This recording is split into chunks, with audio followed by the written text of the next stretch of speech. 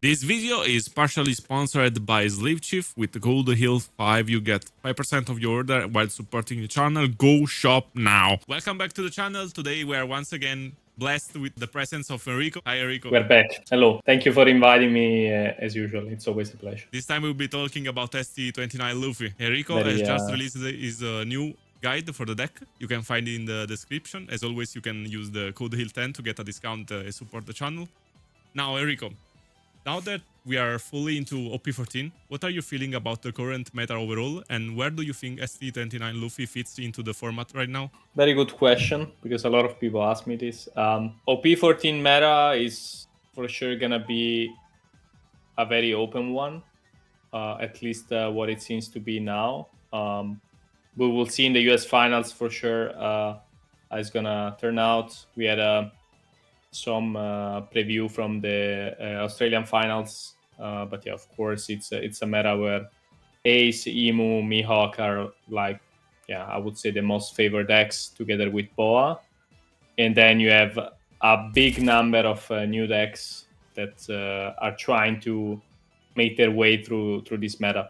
But for sure, it's gonna be a very interesting one, because I don't think there is like a best deck to play.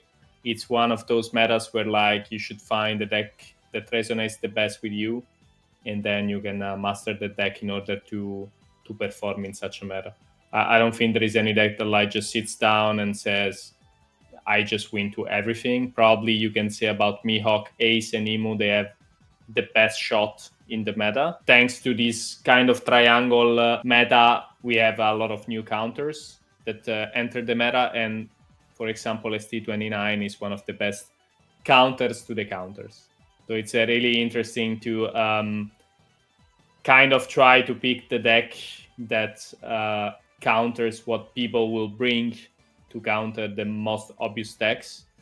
And ST29 is also a deck that can easily win against Mihawk, and he can definitely win against Emu and Ace. So I tested the deck myself. I won against Emu and Ace several times. The deck is very consistent, so you don't need to do anything crazy in order to achieve wins with the deck. So I would say it's probably between tier 1 and 2. I wouldn't say it's a full tier 1. Because that I would give only to Emu Ace and Mihawk. But of course, in EB, with the release of EB coming soon, I think it will change once more. So probably we will see even a wider meta, and decks like this, when we enter these wide metas, can perform very well. And we can move on to the deck list.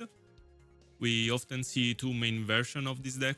The Barn version, which is the one that you are playing, featuring the cards like 8 Cost Kid, Nico Robin, and Bonnie to push the opponent to 0 life. And the Thriller Bark version, which is focused more on graveyard interaction, increase the chance of triggering from life.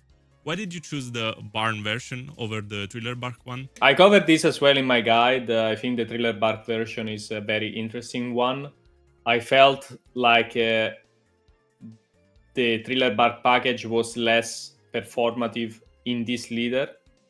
If I had to play that package, I would just play BY Moria, that I think it's also a very good deck. I decided to go with the other version because I felt like the triggering power was better and it suffered less starving. And the life burn, I think it's quite mandatory in some matchups. So I felt like when I was playing the Thriller Bark version, like it was more difficult to put my opponent on a clock. While if they decided to start me, for example, there is a strategy that a lot of people is trying to do in order to win against the yellow deck, especially ST29 that has 6 life. Then with the Thriller Bark version, I was suffering more. Also, you don't really have a way to discard the targets you wanna get back with the trigger. So I felt like the deck was not made for that package, and then of course the package was made for Moria. But then I felt like the other version was performing better, just because it was more difficult to play into it for my opponents, and then if I had some triggers, I could win easily any matchup. This video is especially aimed to the players who will be attending at Vegas finals. this weekend and have decided to bring this deck. However, with EB03 right around the corner, I'd like to ask you a few questions about the upcoming matchups as well in this interview. And you shared with me a list of EB03. And looking at it, I noticed that Kid and Nami have been replaced with a new Nico Robin and a new Nami, along with an increased number of spells. How do you see the deck moving into the new format with all these new supports? So I think the deck is gonna transition to an even better version because of course Nami and Robin are giving your out curve a much better flow. I think that was one of the, I wouldn't say issues, but like you were not as performative as when going second on the OP14 version. So even if we look at like the going first versus second stats, most of the times in OP14 and EB, they change quite a lot. The deck doesn't really need to go first or second. He usually chooses based on his opponents, at least in the EB version, while in OP14 he wants to do an even curve. So I think the EB package is going to give the deck more flexibility for sure and less die roll dependence, basically. Okay, now let's talk about the matchups, starting with what we are considered to be the new tier 1 decks of the format. We will begin with Himu. How do you evaluate this matchup right now? And what do you think could change going into EB03, especially with the increase of Baron cards in the deck?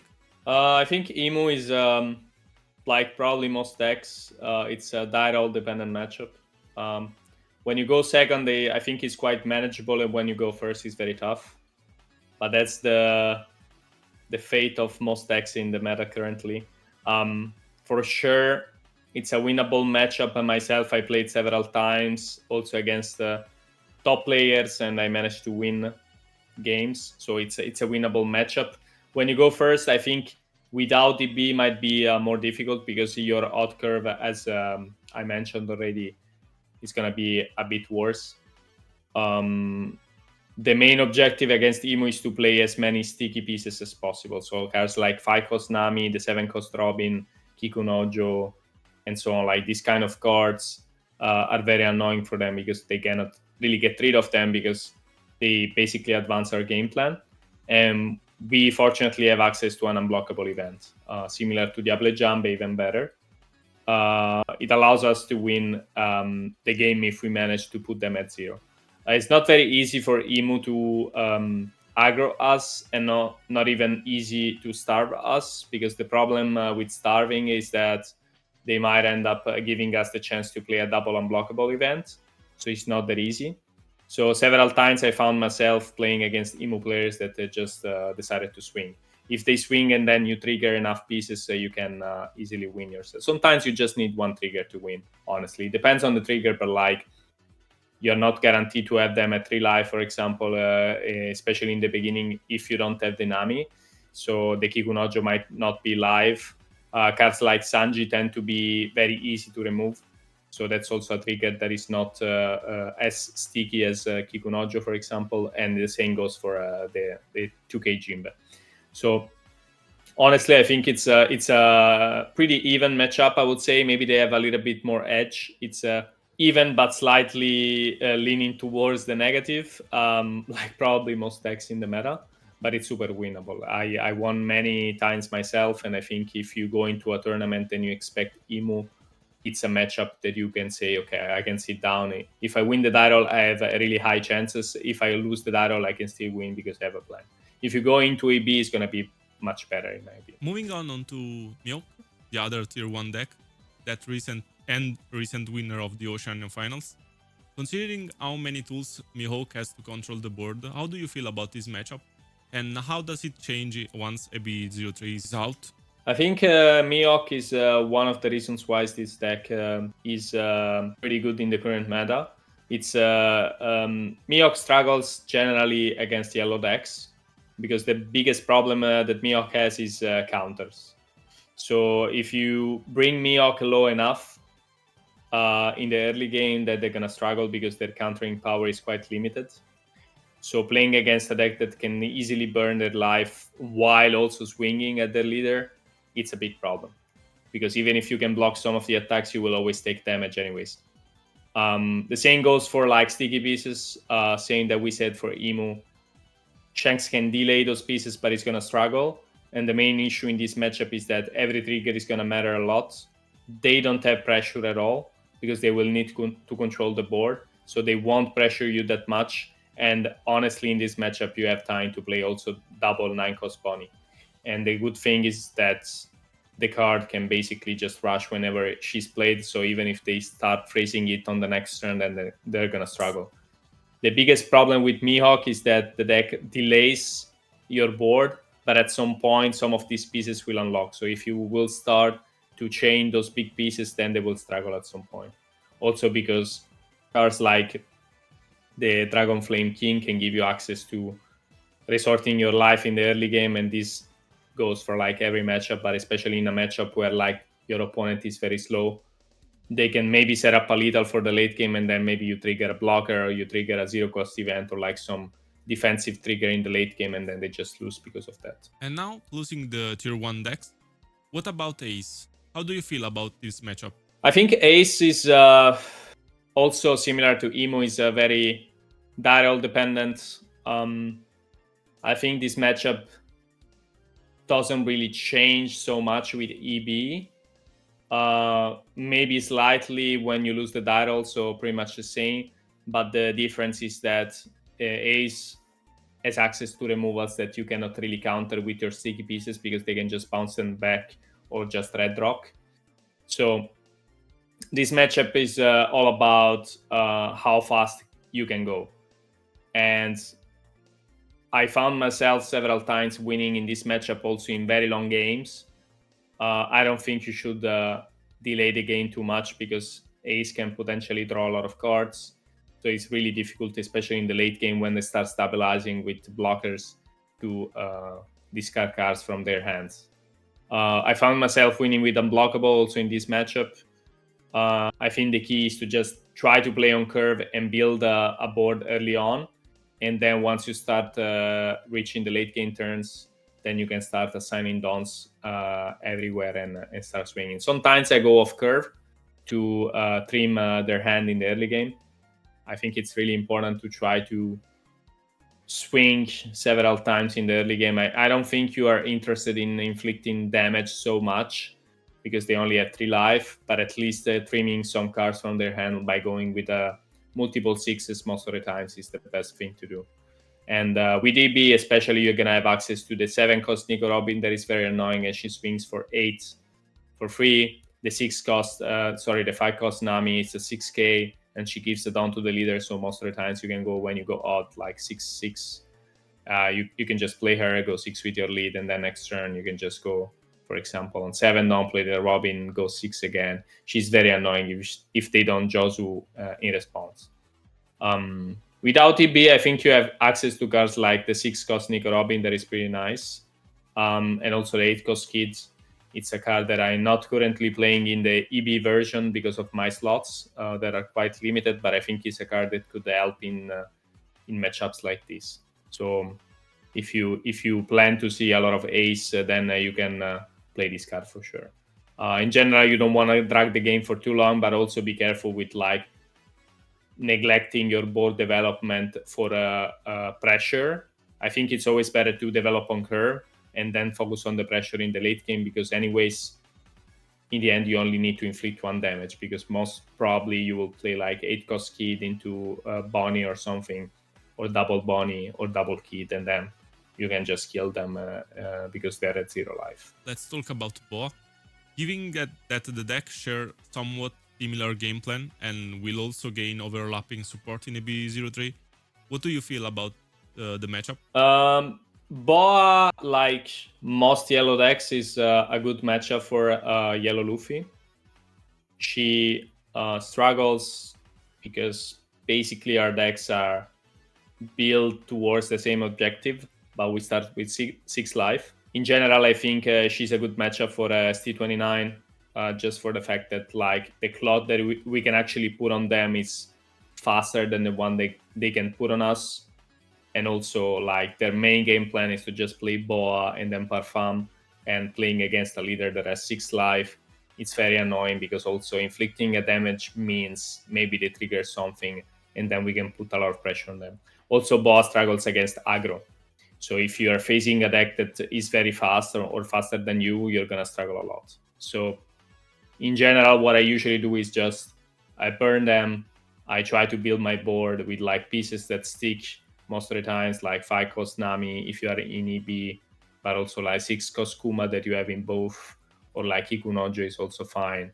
They don't really have much interaction with the board. Some people is running maybe Gravity Blade, but it's very situational, and like if you are in a position where they need to neglect one turn of development to Gravity Blade, then most of the times you're fine. Also because most pieces that you will play, they have an on-play effect, so you don't really care about Gravity Blade. Against yellow decks, I generally just go face. I just develop burning pieces or healing pieces based on like the race, and then I try to understand how much time is left. If then I know that I'm ahead, I just go full aggro. And especially when you get to the late game, when you start swinging with like Bunny, 8 cost kids, whatever big piece, also they will struggle removing those. So once you start entering the mid to late game, even if they start playing boy, you will be still too healthy for them to push you. So this is a general game plan against all the yellow decks, or in the maybe in the mirror changes something. I would say in general it depends on the yellow deck. Like Boa, for example, is a deck where like you can trade, but like when you trade, you need to trade several pieces because of the leader effect. If they don't have a Dawn, of course, you can trade whatever. But like other decks like Moria, for example, BY Moria, the mirror match, those decks, like you usually start with like this idea of like who is winning the race of damage with the burning, because we both do pretty much the same thing. So like you have to understand who is winning the race, and then based on that you can slow down the game with like Kuma or like Nico Robin or like cards that can give you back life, and then maybe you need to turn on the board if you are going behind. Usually if you are winning the board, then you can go face because they are the ones chasing you. So it's important in the yellow, especially in the yellow matchup, to understand who is ahead on the burning and who can put a clock on the opponent first. Because the problem that yellow deck have at the moment is that they don't really have removals. So once there is like a big threat on the board, they will just say, okay, the threat is there. I will leave it there. I will ignore it. I will just get back alive. Like your defensive play is to just get back alive. So you say, okay, this 10k swing, I'm just going to block by having 1 extra life, basically. So you need to understand in those matchups if you can actually afford to drag the game for longer, and most of the times you cannot, because if you talk about like BY More is going to start developing like 10Ks, you cannot really deal with those. In a mirror match as well, they're going to develop Kid, they're going to develop a Bunny. You cannot really deal with those. So you need to understand how to build your board and maybe be safer in the beginning, where you can afford to save some life, to then say at some point, okay, I will just go face because I'm healthy enough to say I just ignore this board and I just go face and I set up lethal in 2 turns, for example. And the same will be for them. So if in order to perform this aggression, you will develop big guys, they will struggle removing those big guys. So if you are ahead on the race, you will win, because then it will be like a back and forth of going face. So you need to understand also how much time you have left. And especially if you play the Dragon Flanking in the early game, it's very easy to bait your opponent into saying, okay, I'm winning the race, but actually you are the only one that knows that like they're never going to win the race because maybe you have some triggers that are going to save you. So in general, yes, it's based on like, I think you can maybe fine tune it based on the matchup, but like I would have the same approach. It's like very rare that I would start a trading war unless they don't have any KO effects, but most of the yellow decks in the current meta, they have on KO effects. So Nami is the same thing, the new matchup we can talk about in EB03. I think Nami is also one of the best new decks that came out as a counter to the meta. I think it's slightly different from the other ones that we talked about. The main difference is that with Nami, your pressure that you would inflict with the swings is much less. So the down management is also quite important. This is a matchup where like you need to focus a bit more on the life burn and a bit less on the swings. you can make sure that the swings will come in when you start having the big drops. Also, sometimes you can prevent them from drawing if you inflict enough damage early on. But also you need to understand that, like, maybe triggering a card like Sanji or like Jinbe doesn't really make sense sometimes because their leader is always a 7k. So differently from other yellows, if we say, okay, Boa it's a 5k, Moria is a 5k, ST29 is a 5k, most decks are just 5, while Nami it's most of the times a 7, then in that case some cards might be more useless. So I will focus a bit more on the late game, especially in this matchup. But yeah, the same principle applies. I think it's a deck that maybe can defend a little bit better than the other ones. But then if you enter the phase where you start having like 8 Koskid and Bonnie, maybe I will be more conservative on the late game. It means that you need to gather more pieces, because when you start playing the big pieces, you might just go red rock. So this is differently from other matchups. Maybe you need to have actually a follow-up if they decide to go and control your board, because this is one of the very few yellow decks that is going to try to control your board thanks to the red rocks and thanks to the fact that they can just ignore 5k bodies because their leader is almost always 7. So I would say same principle, but be a bit more conservative on the late game. Perfect. That brings us to the end of today's video. Once again, I'd like to thank you, Enrico, for taking the time to join us and share your insights. Thank you. Thanks everyone for watching, and we'll see you in the next one. Bye.